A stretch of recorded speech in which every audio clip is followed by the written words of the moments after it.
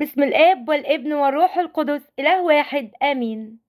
أهلا وسهلا بحضراتكم في قناة يسوع مفرح القلوب. رسالتك اليوم بشفاعة البابا كورولوس بيطمنك وبيقولك اطمن جدا يا حبيب أبوك، يسوع المسيح ربك بيحبك، هيشيل عنك كل أحمالك وأثقالك وهيتمجد في كل أحوالك.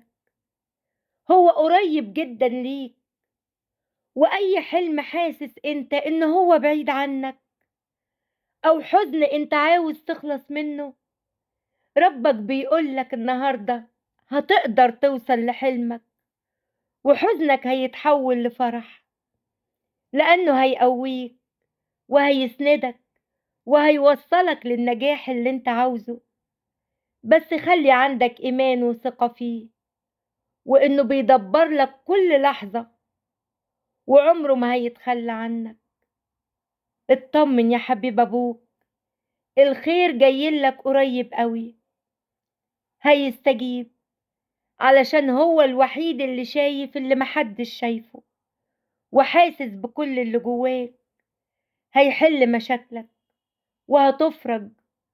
يسوع بيعمل دايما لخيرك، هو يقدر يغير وينور كل الدنيا من حواليك. القي عليه كل همومك وهو يعولك. مواعيد الله تستاهل الانتظار، علشان بيكون وراها عوض كبير جدا. التعويض بيجي أضعاف. ما تخافش، اللي سندك السنين اللي فاتت قادر يسندك باقي سنين حياتك اللي جاية، ويفتح لك الأبواب المغلقة والمستحيل فتحها، ويديك بدايات جديدة عوضا عن السنين التي أكلها الجراد. خطواتك القادمة ستنجح وتقودك إلى بوابة خير. ربك هيتحنن عليك، وانت هتتمتع بحنانه الذي يصنع ما عجزت القوة أن تصنعه. أشواق قلبك وانتظارك هيحققهولك. انتظر المفاجأة القادمة إليك قريبا، وهتفهم حكمته في كل شيء حصل معاك. اوعى تفتكر ان تعبك ده شيء قليل، او ان نجاحك ده حاجة مستحيلة. يسوع بيهتم بأدق تفاصيل حياتك، وهيجي ليك صبح مليان أفراح. افتكر ان ربنا قال وكل ما تتمناه مني أفعله لك. صدق بالإيمان إن في استجابات سريعة في الأيام القريبة الآتية. لما الدنيا تضيق قوي والحلول البشرية تعجز، اوعى تفقد رجائك، واوعى تفقد صلاتك أيضا. افتكر إن إلهنا يسوع المسيح هو إله الهزيع الأخير. هو سامع صلاتك وصراخك. إلهنا حي وقدير، وزي ما سمع صلاة حنة واداها صموئيل، وسمع صلاة يونان وخرجه من بطن الحوت، وسمع صلاة إسحاق من أجل رفقة واداها يعقوب وعيسو، انت كمان ربك يسوع المسيح هيسمع صلاتك وهيتحنن عليك وهيستجيب. هو الطبيب لكل داء. آمن بيه، وبإيمانك هيصنع معاك أحسن المعجزات. هو دايما بيطمنك وبيقولك لا تخف، آمن فقط. والآية دي قالها رب المجد يسوع لييروس لما سمع ييروس خبر موت بنته. وطبعا ده كان خبر مؤلم ومفزع وصعب على أي إنسان إنه يتحمله. لكن ربك قادر على كل شيء، قادر يغير الواقع الصعب والمستحيل. ففعلا غير الواقع لييروس وأقام ابنته من الموت. انت كمان إلهك يسوع المسيح قادر يغير لك الواقع الصعب والمستحيل اللي انت فيه.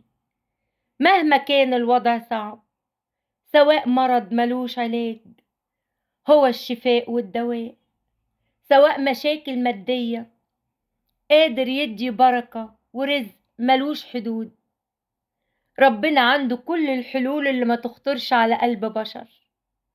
هيطبطب على قلبك بفرحة كبيرة، وفي لحظة لم تتوقعها يا حبيب أبوك ستجد كل شيء بيتغير من حولك للأفضل بكتير. كيف يكون وماذا حدث لن تعرف، لأنه عمل الله العجيب في حياتك اللي دايما بيخطط لكل شيء لصالحك والخيرك. اوعى تقول في يوم إن ربنا نسيك أو إنه بعيد عنك ومش حاسس بيك. ده ربنا جنبك في كل لحظة، حميك ومنقذك وبينجيك من أي شدة أو ضيق.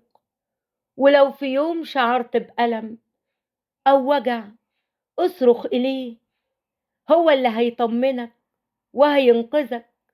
كفاياك دموع وكفاياك قلق، يسوع بيحبك، هيفرحك وحياتك هتكون أحلى. اطمن يا حبيب أبوك، وقت فرحتك قرب خلاص.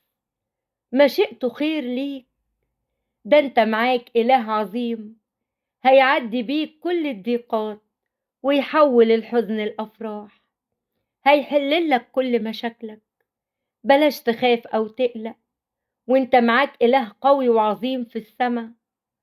كن شديدا في الضيقات ولا تجعلها تحطمك، بل حطمها انت بإيمانك بإلهك القوي يسوع المسيح، اللي تدابيره دايما بتكون عظيمة لدرجة تفوق كل أحزانك وكل توقعاتك.